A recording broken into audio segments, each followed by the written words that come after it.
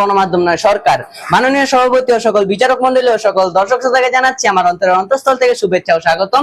আজকের বিতর্কের মূল বিষয় হলো দুর্নীতি রোধে সরকার অপেক্ষা গণমাধ্যম বেশি কার্যকর। অত্যন্ত যুক্তিযুক্ত কারণে আমি এবং আমার দল এর বিপক্ষে অবস্থান করছি। মাননীয় সভাপতি, গণমাধ্যম দুর্নীতির খবর দিতে পারে, কিন্তু গণমাধ্যম দুর্নীতি রোধ করার ক্ষমতা রয়েছে শুধুমাত্র সরকারের কাছে। এই লড়াই সরকার হলো অস্ত্রধারী সৈনিক, আর গণমাধ্যম হলো সেই সৈনিকের হাতে থাকা টর্চ লাইট মাত্র।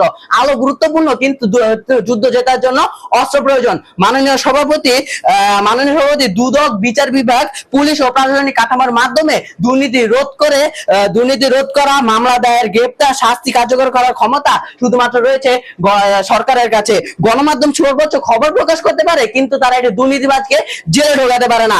আইনের ভয় দুর্নীতির বিরুদ্ধে সবচেয়ে বড় প্রতিরোধক, আর সেই ভয় সৃষ্টি করে শুধুমাত্র রাষ্ট্রীয় প্রতিষ্ঠানগুলো। রাষ্ট্রীয় সম্পদ রক্ষা করা এবং দুর্নীতির বিরুদ্ধে পদক্ষেপ নেওয়া সরকারের নৈতিক এবং সাংবিধানিক দায়িত্ব, আর সে দায়িত্ব সরকার পালন করে আসছে। মাননীয় সভাপতি, আমার বক্তব্য শেষ করার আগে আমি আমার বিপক্ষ দলের কাছে দুটি প্রশ্ন রেখে যেতে চাই।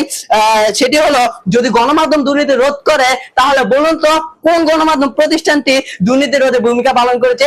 এরপর যদি আপনারা বলেন যে গণমাধ্যম দুর্নীতি রোধ করে, তাহলে বলুন তো সবচেয়ে বেশি বিশ্বের সবচেয়ে স্বচ্ছ স্বাধীন গণমাধ্যম থাকা দেশগুলো তো কেন আজ দুর্নীতি বিদ্যমান? এই বলে আমার বক্তব্য শেষ করছি। ধন্যবাদ মাননীয় সভাপতি, ধন্যবাদ সবাইকে।